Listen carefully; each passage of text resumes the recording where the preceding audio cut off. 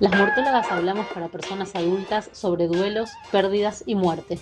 Estos temas pueden resultar delicados para público sensible, pues tocan fibras profundas. Recomendamos tomarse un momento para sentir si es algo que hoy te apetece escuchar y sugerimos discreción al compartir. Bienvenidos y bienvenidas, compañeros y compañeras mortales, al podcast de las muertólogas. Este espacio laboratorio creado especialmente para ensayar la muerte, el duelo y otras yerbas. Un espacio para todos en general y para vos en particular, ya que son tus oídos nuestra mejor audiencia y tu corazón nuestro invitado de honor. En el episodio de hoy entrevistamos a Daniel Ferreiro, psicólogo especializado en cuidados paliativos, psicooncología y duelo, y sobre todo, muy, muy humano. Hola Dani, bienvenido. Hola Juli, ¿cómo andás? Muchas gracias por la invitación y bueno, a todas las muertólogas por el honor de poder participar en una de las charlas de ustedes. Yo soy Daniel Ferreiro, yo soy psicólogo, soy de Montevideo, Uruguay. Mi origen en mi recorrida por el mundo psi es desde el psicoanálisis, de la corriente bioniana. Y bueno, y a partir de allí por cuestiones de la vida, movimientos, curiosidades y eventualidades, es que doy con los cuidados paliativos y allí otra de mis especialidades que hoy en día forman parte de mi tarea cotidiana, que son los cuidados paliativos, la psicooncología y el acompañamiento en duelo. ¿Y cómo arranca todo? O sea, ¿haces paliativos desde siempre? No, mira, un poco como la vida misma, me parece, ¿no? Digo, esto de se entrelaza lo curricular, lo académico, con profundamente lo vital, ¿no? Las cosas que nos atraviesan en la vida y que nos hacen transitar por recorridos que a veces ni lo sospechábamos y bueno, y una cosa de estas trae la otra y uno se encuentra en un momento de la vida mirando para atrás y diciendo, pucha, qué lógica que tiene todo esto, ¿no? O qué sentido que le encuentro yo a todo este recorrido de vida. Yo me recibí muy chiquito, a mis 23 años, hace ya más de 30. Y bueno, siempre el multitasking por herencia familiar y después por tomarlo en mi persona, la empresa de la familia, que era la ferretería, siempre fui ferretero y psicólogo, por etapas, más horas en uno, más horas en otro. Y esos fueron mis primeros años, ¿cuántos años? Unos bastantes años de recorrida. Hasta en un momento en el cual, bueno, muchos años después, te diría que como 20 años después, estoy de viaje en otra etapa de vida, en otro momento, y fallece mi madre.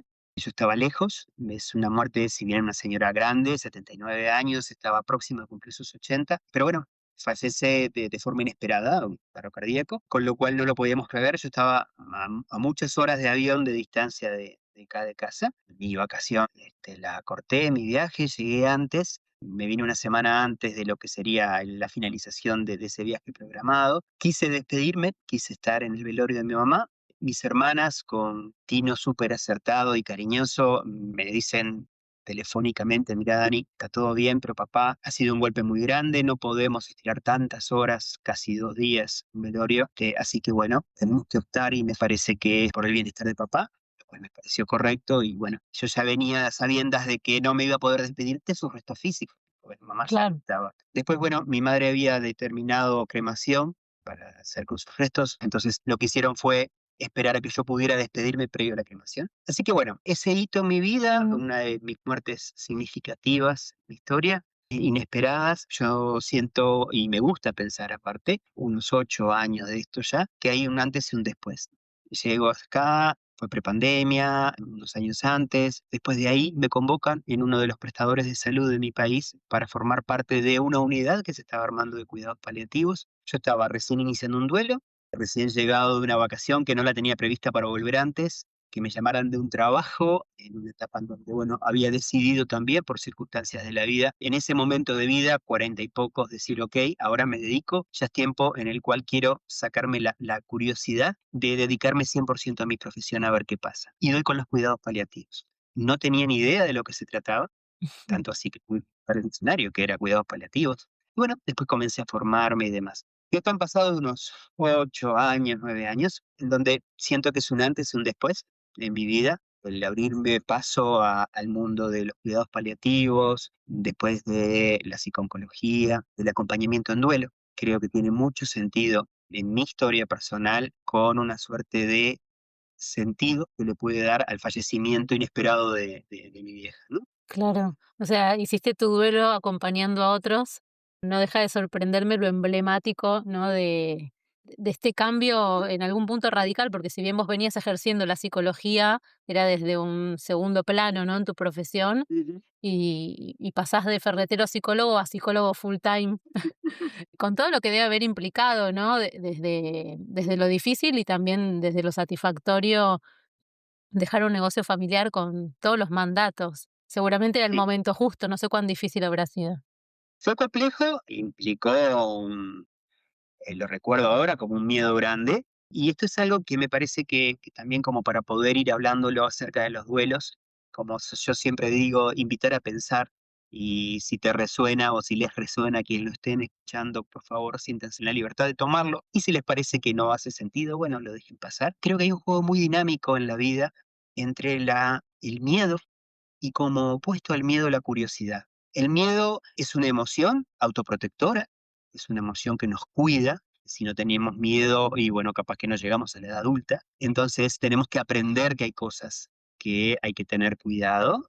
De hecho, nuestros mayores, cuando somos niños y nos cuidan, nos protegen y nos van enseñando. Pero después, censuras mediante, crecimiento mediante, sociedad en la que nos toca vivir a los humanos en esta etapa de la historia y de la humanidad, mediante, empiezan a aparecer todos esos filtros como de miedos, en donde yo puedo llegar a no hacer algo por no animarme a que me miren, que me juzguen, a que me condenen, a que me tilden, en fin, a que me dé vergüenza, entre otros, ¿no? Entonces, el miedo ahí deja de ser una emoción autoprotectora a pasar a ser casi que un freno. Es algo que me congela, que me paraliza.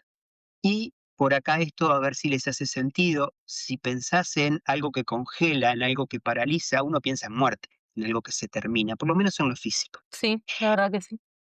Lo opuesto a eso, por ahí es la curiosidad, o sería la curiosidad. Porque la curiosidad, y yo cuando digo curiosidad siempre me sale una sonrisa, porque yo automáticamente pienso en niños pequeños, niños de 1 año, 2 años, cuando empiezan a caminar y tienen esa como excitación que van conociendo cosas y se ponen como nerviosos y esa curiosidad es la que pienso, ¿no? Como opuesto al miedo. Como ese entusiasmo de exploración inevitable. Exacto. Y eso tiene que ver con el movimiento. Inevitablemente tiene que ver con la vida, con la fuerza vital. Claro. Entonces, creo que entre estos dos extremos de una misma línea es que uno por ahí se mueve muchas veces en la vida, entre el miedo o la curiosidad, entre lo más tanático y lo más del individuo, lo más vital. Lo más vital, tal cual. Pero tal vez el equilibrio entre esas 2 es el camino, ¿no? Yo creo que sí, y creo que el duelo también se mueve muchas veces en estos parámetros, como el resto de la vida, ¿no? Entre quedar congelado, quedar paralizado, quedar intentando casi que tomar el agua entre las manos cuando tenemos las manos abiertas, ¿no? Los dedos abiertos, y se nos escapa porque no es posible, por el simple y obvio hecho de que estamos vivos y la vida es movimiento. Entonces, el tener que readaptarnos, el tener que empezar a poner en otros lugares ciertas cosas, el tener que resignar algunas y resignificar otras. No sin dolor, no sin trabajo, no sin días más grises como el de hoy, por ejemplo, Mm. o días más soleados, pero con curiosidad.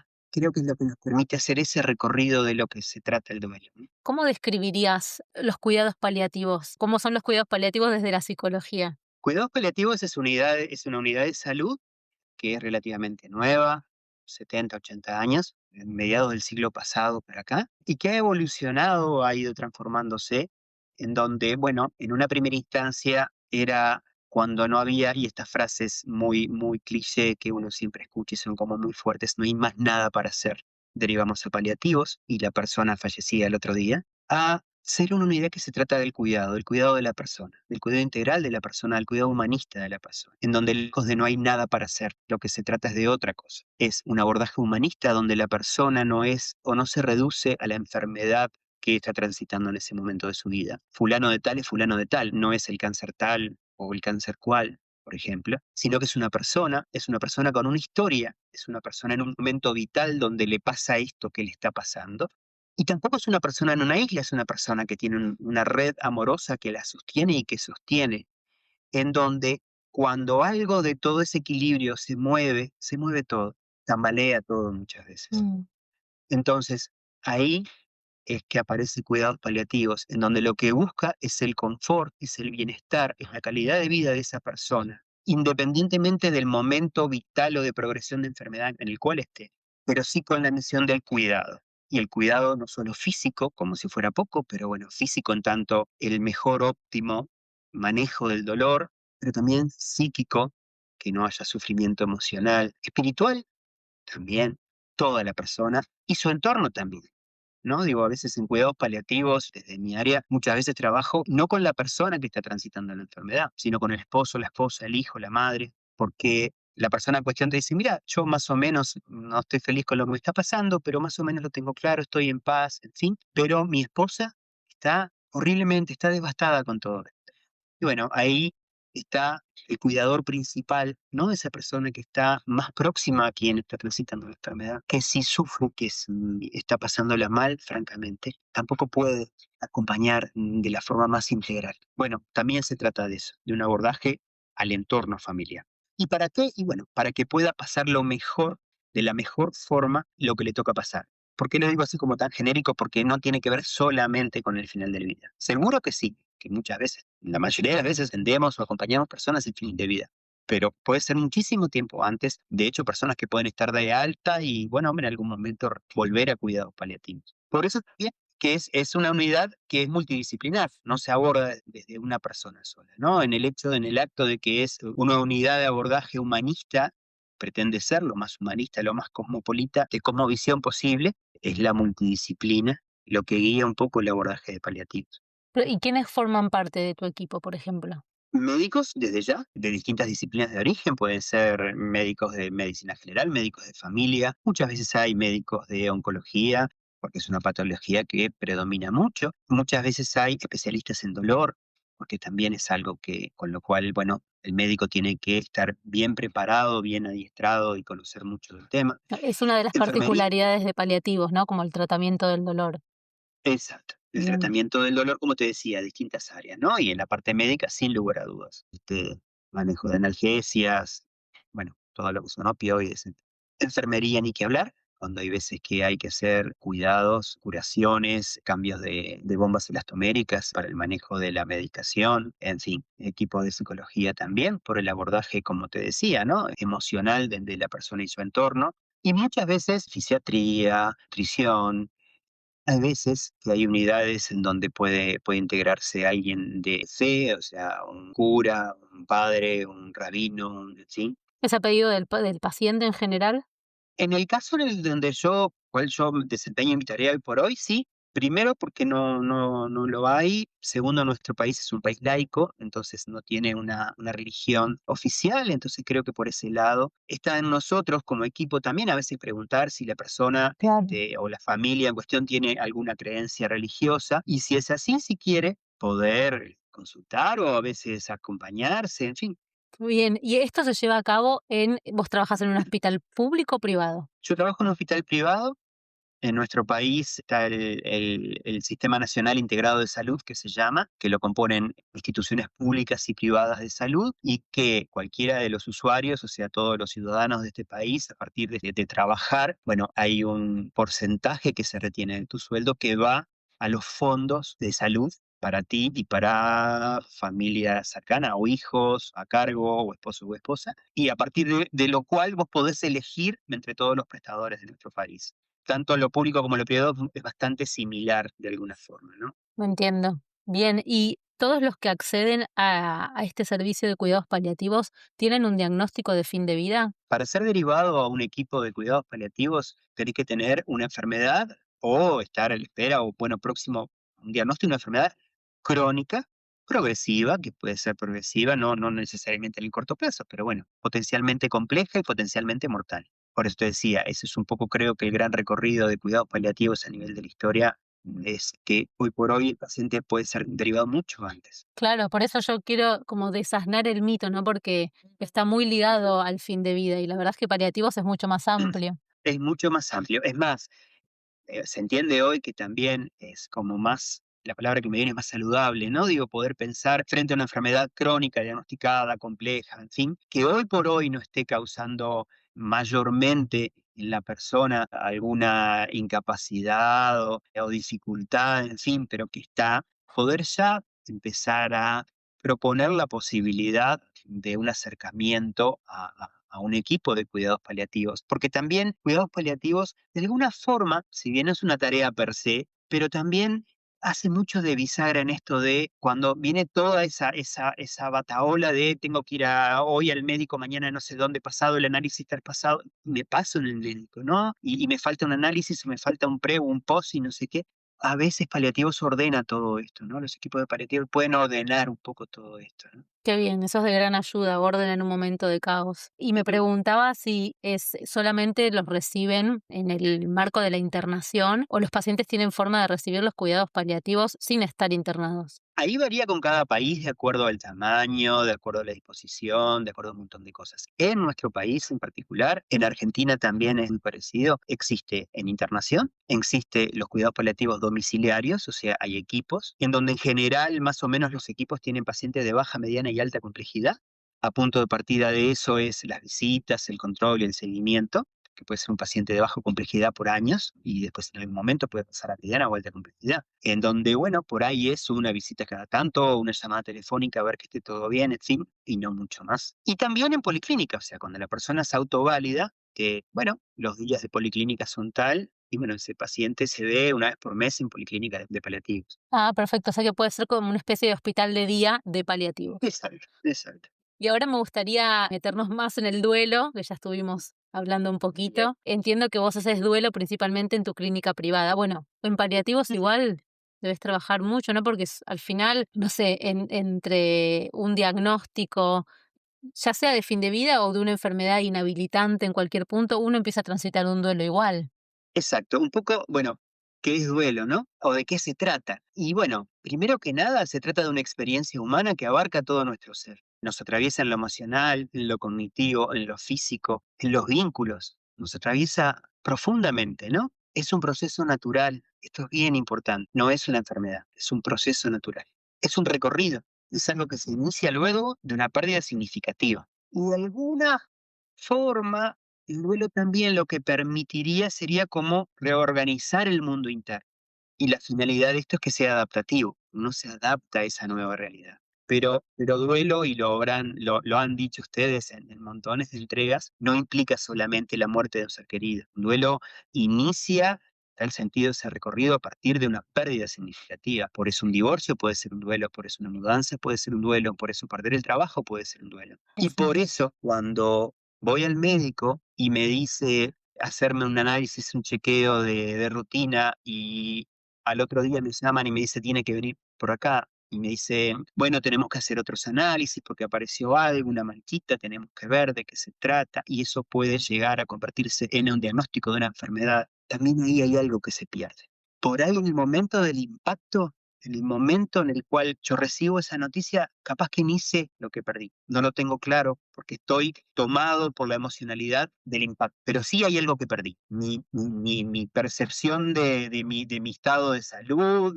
algo perdí. Claro, ya no soy el Hay, mismo. hay algo que en un segundo cambió y yo no soy el mismo que era ayer, antes de la llamada. Ahí inicia un duelo. Bien, ¿y podés hablar de algo muy diferenciado entre duelo y el fin de vida? Digamos, es verdad que en paliativos no haces exclusivamente fin de vida, tenés fin de vida y tenés paliativos, ¿no? Pero esto, cuando yo te iba a preguntar de duelo en tu clínica privada y Ujú. mientras te preguntaba pensaba, claro, pero también hay duelo en paliativos, ¿no? Y este testimonio, ¿no? Tuyo de recién, entonces, ¿están juntos? ¿Hay una diferencia? ¿Vos cómo lo ves? De nuevo, lo que te decía, ¿no? Si lo pensás en proceso y si lo pensás en clave de fin de vida, es un recorrido, independientemente de la duración, independientemente de los avatares y de los movimientos. Pero de hecho, que estés yendo a tu oncólogo tratante y te plantee, che, ¿qué te parece? Estuve pensando por ahí vincularte con el equipo de paliativos. Ahí también hay algo que cambia. Y más allá que después te expliquen de lo que se trata, lo que es y lo que no es cuidados paliativos, no deja de ser que te debería porque tenés una enfermedad crónica, progresiva y potencialmente mortal.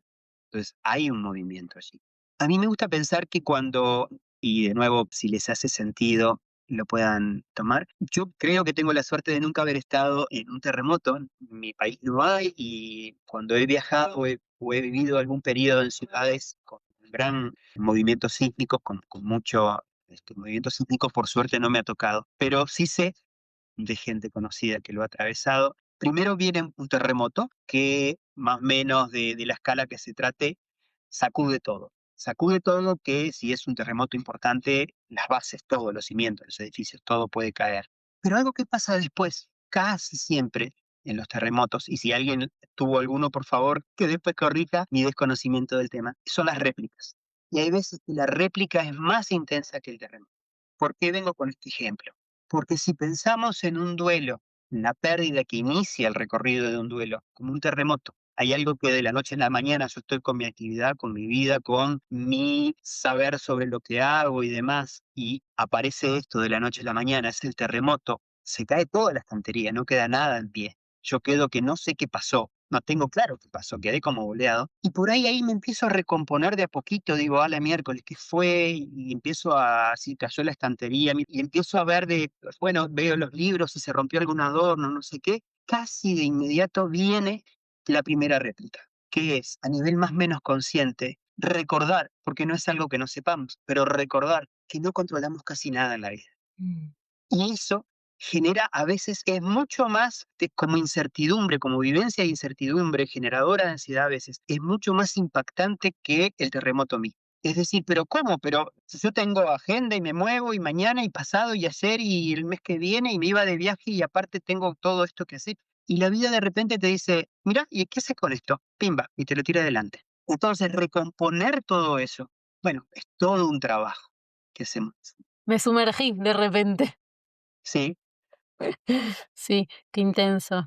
Dani, se me Mm, ocurría, ¿no? Antes cuando en algún momento hablando del duelo, no sé por qué me vino, ¿no? ujú. Como esto que uno lo empieza antes, tal vez. Y, por ejemplo, en el caso de los diagnósticos de familiares, ¿existe el duelo anticipado? Sí, un poco es eso de lo que se trata, ¿no? Hay veces que de alguna forma esto te empieza a enfrentar a lo que es un duelo anticipado, ¿no? Que es como el tomar conciencia de que existe la proximidad o la eventualidad de una pérdida y cómo me voy acomodando a ella. Por ejemplo, si lo pensamos en términos de muerte, bueno, es a partir de ese diagnóstico y por los recorridos que haga, es, bueno, pienso que me puedo llegar a morir. Entonces, es empezar a anticipar esa pérdida. O sea, el duelo anticipado es la anticipación de la pérdida. O sea, cuando uno, de alguna manera, podríamos decir que uno se empieza a despedir. Sí, y ahí empiezan a aparecer todas estas manifestaciones. Entonces, uno puede tener tristeza, puede tener ansiedad, puede tener ambivalencia, necesidad de acercamiento, a veces distancia, en fin. Y uno empieza como a acomodarse frente a esto, ¿no? Y después está, a veces, si querés, como en sintonía fina, el Mm. duelo anticipado como un proceso frente a una pérdida real. Pero también está lo que se puede llamar duelo anticipatorio, que ahí por ahí no hay una pérdida real, o sea, no existe no estás frente a una pérdida real. Sí. Es vos en tu vida que digas, pucha, y si mañana me dicen que tengo un diagnóstico de tal, o si mañana me pasa un accidente de tránsito y quedo de tal forma, entonces es la anticipación simbólica de una pérdida posible. Ok. Es diferente, Sí, entiendo. O sea, uno es ¿no? poder Eso, anticiparse a un duelo que va a venir fácticamente, ¿no? Como hubo un diagnóstico, puede ser mi propia muerte o la de un familiar, supongo. exacto. Pero puede existir sin la presencia de nada, ¿no? Yo me puedo hacer la cabeza, bueno, el día que mis padres mueran. Pero no tienen nada, están bien, no sé qué, en fin, pero me angustio, me preocupo y todo Mm, pensando eso. Eso es anticipatorio, no ok, es anticipado. pero entonces el anticipatorio puede ser menos recomendado que el anticipado. Digo, o sea, porque también existe la preparación para la muerte, ¿no? Eh, Y para las pérdidas. Ujú.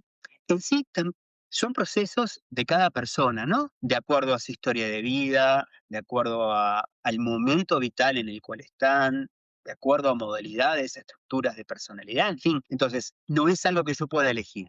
No es algo que yo pueda decir, ay, bueno, yo quiero hacer un duelo anticipado cuando me toque. O yo elijo no hacer un duelo anticipatorio. No. No, me atraviesa. Lo que sí puedo hacer es ser consciente de estas cosas, tomar nota de ellas y hacer con ellas. Y pensar en un caso o en el otro, ¿por qué o qué puedo hacer con esto? Claro. El anticipado es adaptativo, tiene una finalidad adaptativa. En un momento esto puede pasar, más o menos acá, pero va a pasar. Entonces ya mi ser empieza a prepararse para eso. Eso. El anticipatorio tiene más que ver con procesos psíquicos de mi persona, en donde me angustio, tengo fantasías, tengo ideación, hasta rumiación de pensamientos, fantasías catastróficas de algo que no sucede. Bien, o sea que no estaríamos hablando de una preparación para la muerte, porque Exacto. mucho de lo que nosotros conversamos con las muertólogas tiene que ver con eso, ¿no? De cuánto uno quiere prepararse o puede, cuánto facilitaría las cosas si uno pudiera tener a la muerte más integrada a la vida, como tal vez es en otras culturas no tan occidentales o como lo era en la antigüedad, pero no estamos hablando de eso. No, O sea, puede pasar que tengamos un duelo anticipatorio sin razones, digamos. exacto. Que tiene que ver con procesos psíquicos, Perfecto. no con la inminencia de una pérdida real que yo sé que voy a enfrentar en algún momento. Y otra cosa que nos hace preguntarnos mucho acá las muertólogas, es Ujú, si hay resolución del duelo como tal, ¿no? ujú. Como, ¿existe haberlo superado 100%? Cuando yo a veces me pregunto cómo puede ser que me siga dando tristeza la muerte de mi padre, que pasó hace 26 años, y un poco me flagelo, ¿no? Creyendo que es demasiado tiempo. ¿Cómo es tu mirada al respecto? Si estás hablando de un recorrido, la resolución no sería una palabra compatible con recorrido, ¿sí? Vos decís: "Me voy de paseo", y yo te digo: ¿Cuándo lo resolvés? ¿Cuándo es la resolución de ese paseo?". Decís: ¿Qué me está preguntando este hombre? Entonces, si vos me decís: "¿Este recorrido tiene un fin?", capaz que no, Mm, porque hay algo que sí o sí pasa, es que antes y después de la pérdida nada vuelve a ser igual, nada, sin juicio de valor, o sea, ni mejor ni peor, es claro. que nada vuelve a ser igual. Hay algo que se perdió o alguien que perdí en donde no va a ser lo mismo. Entonces, antiguamente se hablaban clasificaciones de duelo patológico, duelo no patológico. Hoy por hoy no se usa más la palabra patológico en general, se utiliza duelos complicados o duelos complejos. Antiguamente en los manuales de psiquiatría se hablaba de tiempo reloj para la, de nuevo, resolución de un duelo. Hoy por hoy, no necesariamente. Lo que sí se piensa es, bueno, en esto lo que te traía al principio, de la congelación. Entonces, si van 5 años, 8 años, falleció mi madre, y yo todavía el departamento lo tengo impoluto allí y está su placar con todo, y voy y está todo funcional y no he podido hacer nada. Y bueno, ahí hay algo complicado que se perpetuó en el tiempo, que quedó congelado. Hay algo que tiene que ver con algo más complejo. ¿Ah? Pero ¿cómo puedo decir yo con mi vara, con mi vara me refiero a mi experiencia de vida, mi momento vital y todo, si para vos que un mes sea mucho, sea poco, o 6 meses sea mucho, sea poco? Eso por un lado en lo de patológico o no patológico. Y lo de la resolución, y yo te diría, bueno, cada persona, es lo que estamos diciendo, ¿no? Cada persona transita el duelo desde su historia y desde sus recursos y desde su entorno. Y de lo que se trata es de darle un sentido propio y único. Y ese sentido, de nuevo, si lo pensás en clave de curiosidad, como vitalidad, como movimiento, y la vida pensándola como si hay algo que tiene la vida es movimiento, el sentido va cambiando.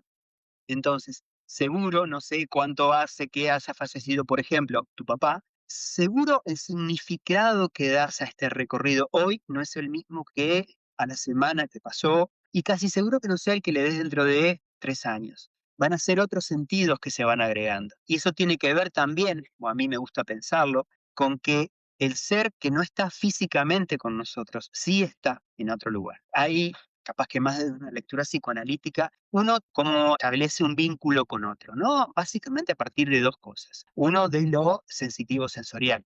Después estoy hablando contigo, te estoy mirando a los ojos. Si no estuviéramos entre cámaras y estuviéramos charlando en el café, nos daríamos un beso, un abrazo, en fin, todo lo que los sentidos me dan de tu persona, mi corporeidad con la tuya. Y lo otro es lo subjetivo. ¿Quién pienso yo que es Julieta? ¿Quién siento? ¿Dónde está en mi ser Julieta? En fin, cuando la persona muere, lo que se pierde es lo sensitivo sensorial.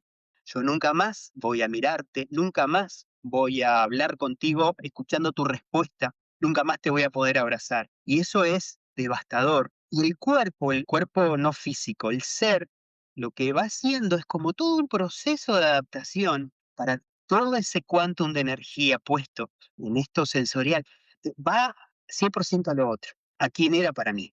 Entonces, por eso es que yo, y les debe haber pasado a todos los que escuchen esto, me imagino, es, de nuevo volviendo a mi vieja, yo diría, bueno, ¿y mi vieja qué diría ahora? y seguro escucho la voz de mi vieja y tengo una respuesta. O me tendría que preguntar a Ma esto.